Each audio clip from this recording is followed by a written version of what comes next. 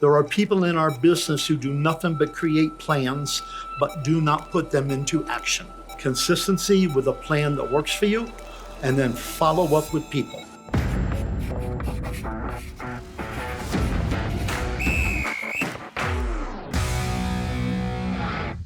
Welcome, everyone, to this week's edition of Coach on the Clock. My name is Marietta Companie, and this week I am joined with a repeat guest, Jeff Burke of Jeff Burke Broker, right? J.S. Burke Broker. J.S. Burke Broker. I still didn't get it correct. I didn't get it correct last time he was a guest, and I'm staying consistent here. Not offended. Anyways, we are talking again on open houses. We had him last time talking about doing open houses, and we had a lot of people replying to that and asking us if we could revisit it. And so due to popular demand, we are going to do that. But for those of you who are just joining us for maybe the first time, or would like us to just go through the rules one more time, remember it is one expert, one topic, 15 minutes. So we run it just like a Denver Broncos football game, fourth quarter. So no timeouts, because just like the Denver Broncos, we've used up all our timeouts already. So we do get 1 2-minute warning. So 13 minutes in, we get that 2-minute warning. And other than that, 15 minutes, we're going to be done. Your time has already started, Jeff. Aren't you excited? Yes. I know you are. All right. So we're going to get right into it. So open houses, we talked about this already in our last segment. So anyone who did not get a chance to follow that podcast, I definitely would suggest that you go ahead and do that. But we were talking about open houses and how you could really build your business. And on that one, we really talked about is you were the listing agent. So you had taken a listing and you were going to be the listing agent. You had the property. It was yours, and you had a client, the seller, that really wanted you to do that. And then we had a lot of people that responded in saying, hey, I get a lot of listing agents that want me to do the open house for them. So I'm a newer agent. I don't have a lot of listings, but maybe the property's been sitting on the market for a few days, not a long time, but a few days. And so the listing agent is going to do an open house to try to get some activity on the property. Maybe it's gone a little stale. The seller doesn't really want to do a price reduction, but they want to get some activity. So they're going to do an open house.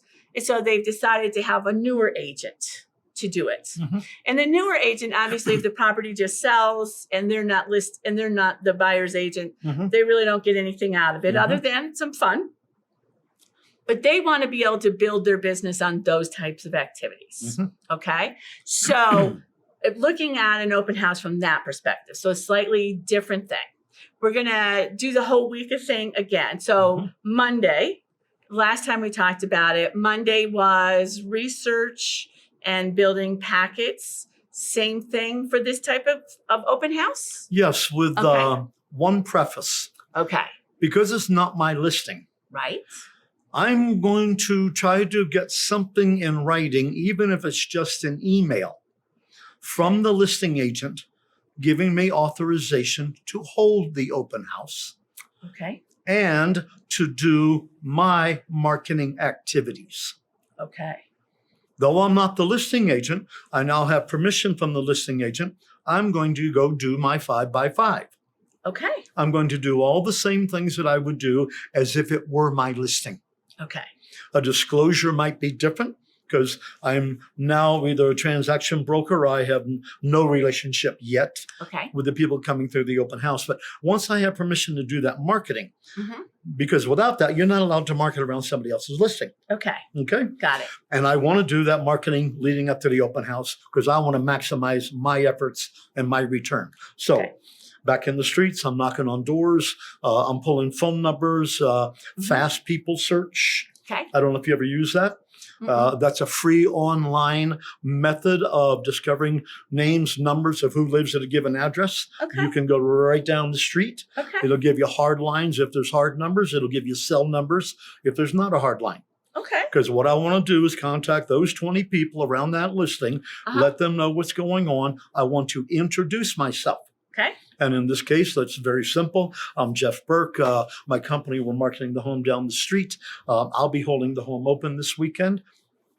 introducing myself and giving you some information about the property. Okay. So I'm going to do all those things. Are you still going to do a neighbors only on the Friday night? Yes.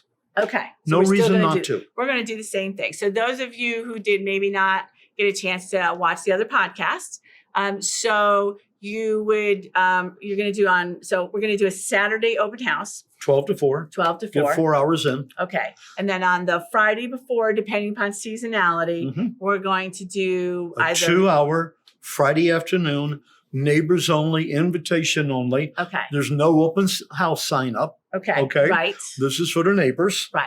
And we get them in there for 2 hours, see if we pick up some leads, meet some people that way. Okay. And when you say 5 by 5, we're talking the 5 neighbors to the right, 5 neighbors to the left, And and 10 then across the street. 10 across the street. We've knocked on their doors. Mhm. We've called them. Mhm. We've sent them whatever. We Mhm. have made contact as Mhm. much as possible with those 20 people Mhm. to let them know that we're going to do this Mhm. neighbors only. Okay. One of the preparations that I do on my 5 by 5 door knocking, I will pull up and I will know which homes are tenant occupied Okay. that are non-owner occupied.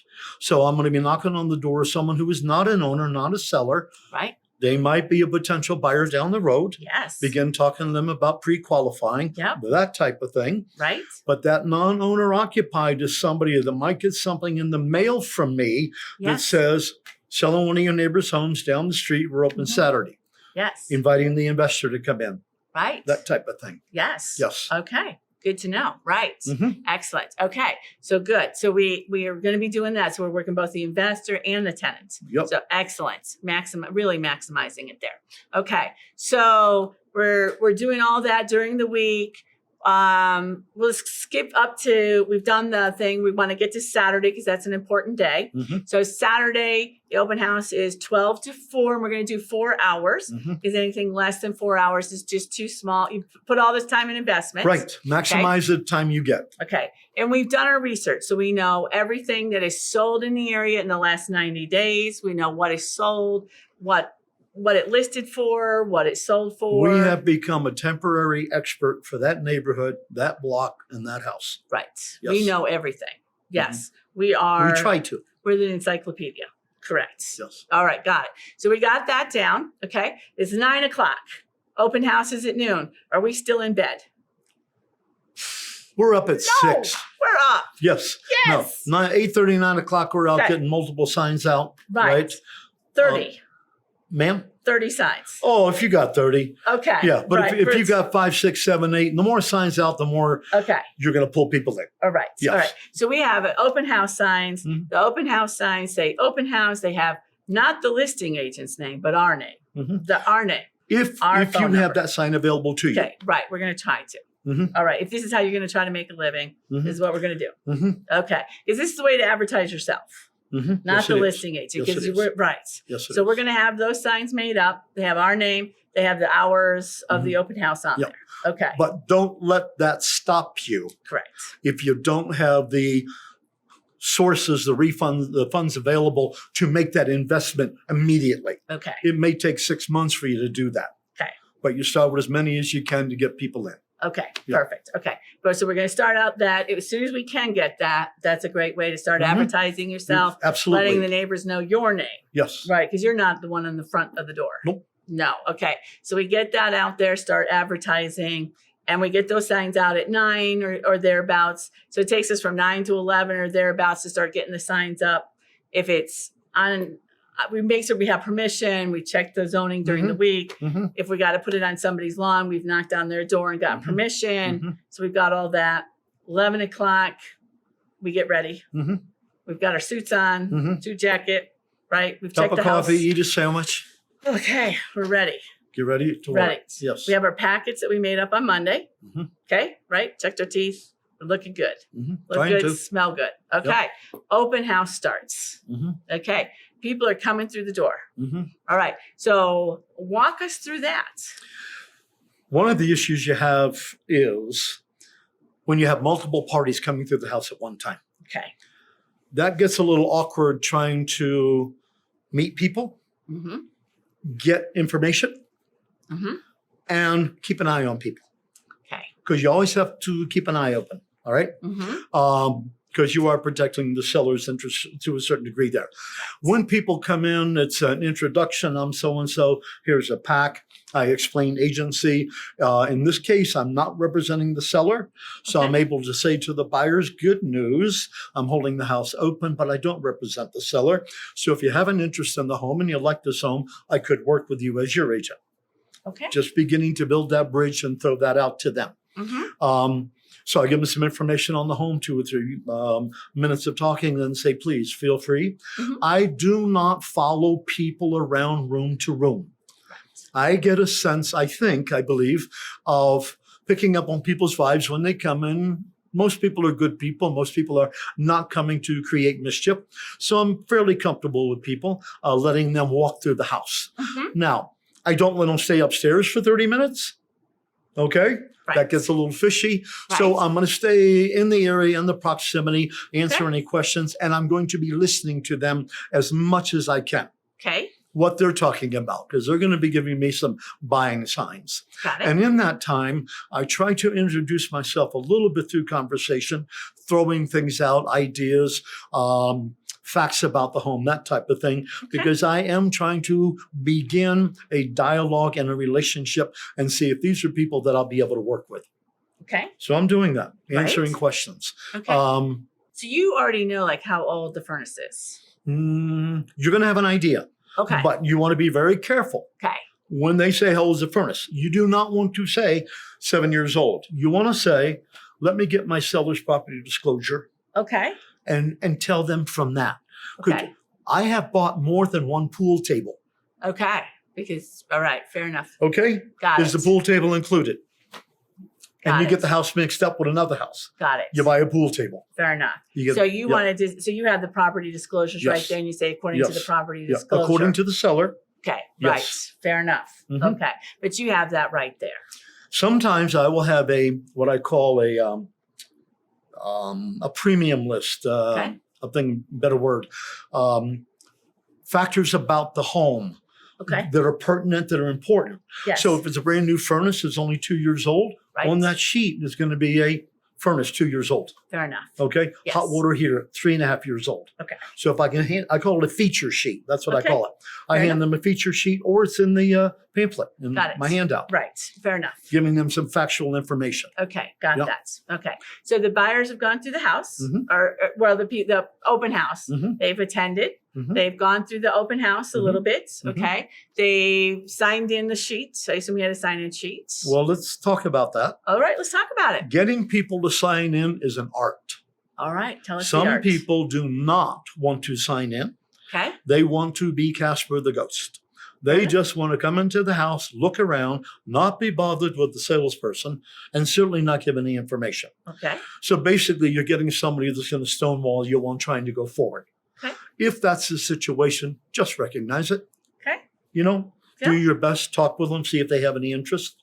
But you can't force a dialogue. Fair enough. Now, I ask, you can ask for a sign-in when people first walk in. You can use the COVID as we need to keep track of people, depending on the situation. I may sometimes wait until I've had a conversation with them. And then say, Billy, Bob, Ethel, do you mind if I follow up with you? Oh, no, Jeff, that'd be good. Now you start getting a name and a number, email address, that type of thing. Fair enough. And then you follow up. Fair enough. Well, we have reached, once again, our 2-minute warning. I know.